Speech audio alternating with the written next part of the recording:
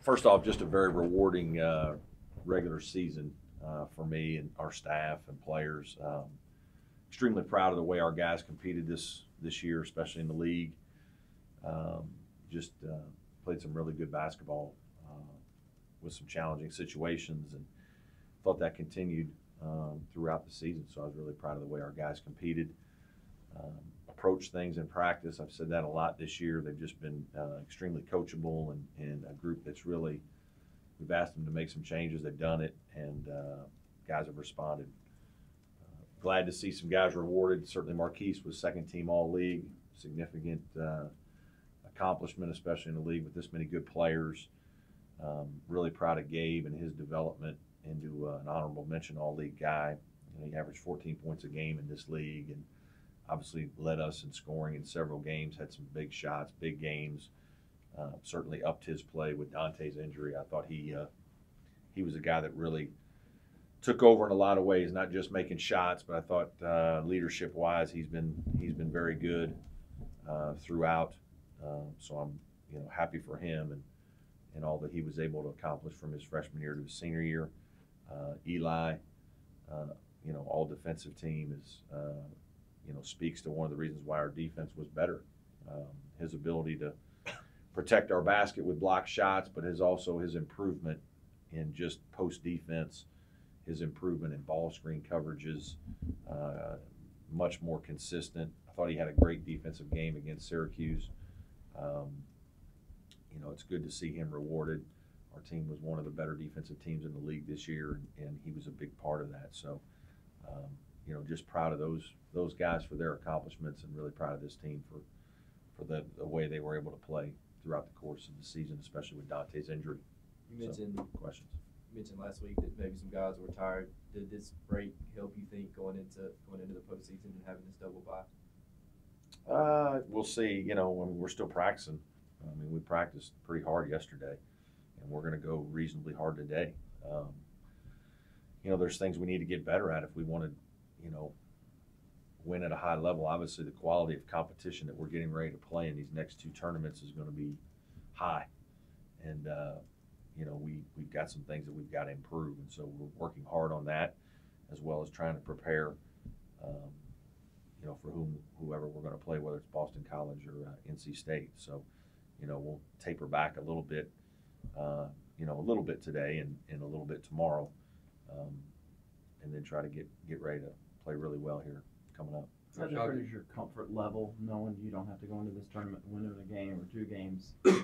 Yeah, in order to make an NCAA ranking. Yeah. I think it's been we talked about it really the last week and a half of the season, that we've kind of known for a while that we've an NCAA tournament team, and we've earned that. Our play in a non-conference was really, really good.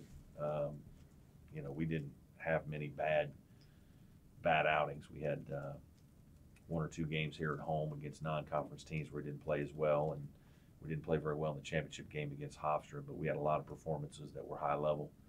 The Florida and Ohio State wins, especially. And because of that, it set us up to, if we had some success in our league, that we could be in this position, and we did right away. And got off to a great start, 6-3 in the first 9, and so we put ourselves in that position. And it's been nice to play the last week and a half without that kind of stress that 25 teams are probably under right now. So our guys have earned it, and we scheduled appropriately and took care of business. So now it's just about again, trying to continue to improve to get better. I think our team needs to get better if we're going to have, any kind of significant success in these next two tournaments. And so we're really pushing to do that, and anxious to see how it works out. Coach, you're obviously familiar with both NC State and Boston College. You were 2-1 against them during the regular season. Either of those teams you feel like you might match up better against? No, it's we haven't played either one of those teams in so long. It's a little bit of a, it's been a little different. It'll be different that way. Obviously, if Georgia Tech had been the team we played, we kind of just had played them, so you're much more familiar. We didn't play State with Markel Johnson, so that's a significant addition for them, and obviously, it's a significant deletion for us because we had Dante Grantham for both games. I think Jim Christian's done a great job at Boston College. I think their perimeter players are dynamite. I thought Jerome Robinson was the best player in our league in terms of productivity this year for 18 games. You know, he and Kai Bowman and Chapman, I think, are outstanding. And, you know, a lot of times tournament basketball is shooting. It's if you get hot, you're hard to beat. So NC State's has played great. I think the last month of the season, Kevin's done a really good job with his team, and they're playing with a lot of confidence. So I think both teams are, certainly very talented, very capable, and we had very hard games. All three of the games were down to two of the three were down to last possession, so it's going to be a difficult game. Brad, you're talking about you guys need to get better and improve if you want to, I guess, play at a high level and tournament basketball. What's at the top of your mind? There's just a lot of little things fundamentally that we got to continue to do better. We got to continue to rebound every day. And, you're always talking about taking care of the ball. We got to be a little sharp in what we do. Execution-wise, it's nothing drastic. There's nothing you're going to drastically change in the last week. We don't have magic practices, but we do have to, try to shore some things up and just, make sure that our guys understand these are some things we definitely need to continue to work on and get better. And that's just something we've really worked on these last couple of days. Coach, you got AJ in there for 5 minutes the other day at Syracuse. Do you like what you've been seeing from him in practice? Yeah, I think he's just done better in practice. I kind of wanted to reward him because he's been practicing. His attitude's been phenomenal for the last 6 weeks. He's practiced better.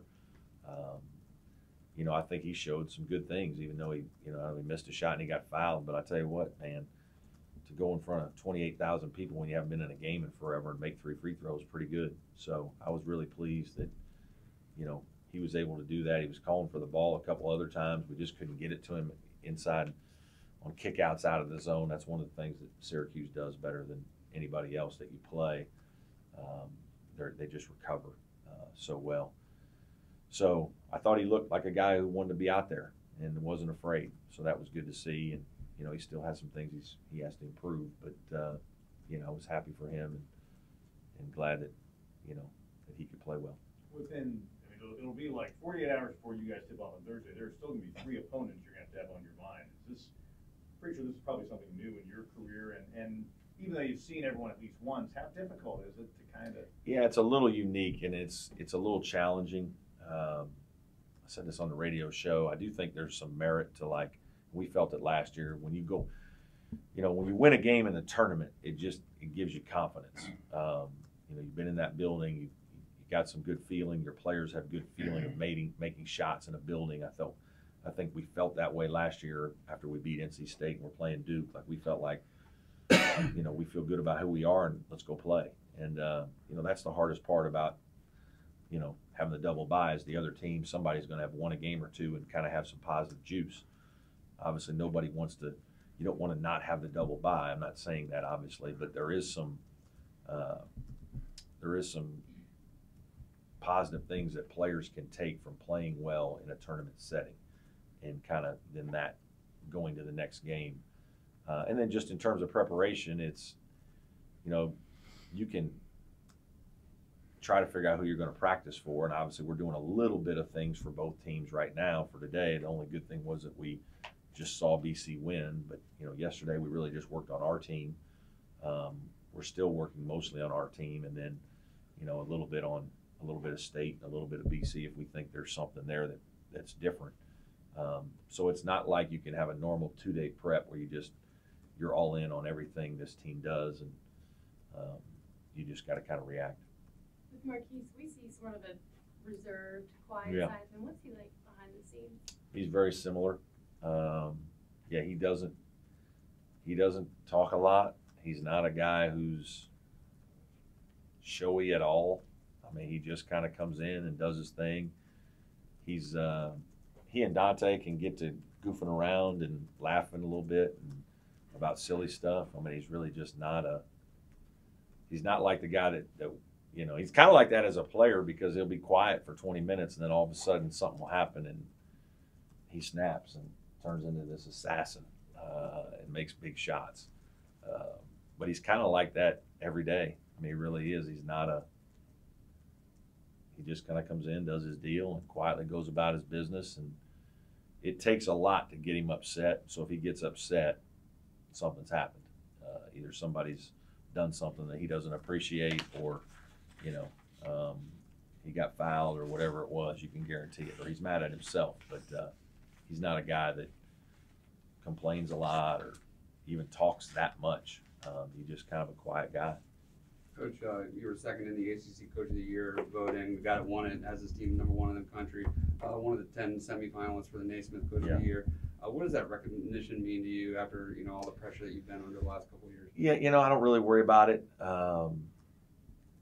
Coaches get awards because their players play, and my players made big plays this year throughout the season, and our staff, did a really good job, I think, of handling some adversity, and my assistants have done a great job with our team and keeping guys focused and helping me make sure we're prepared every week for what we're trying to do.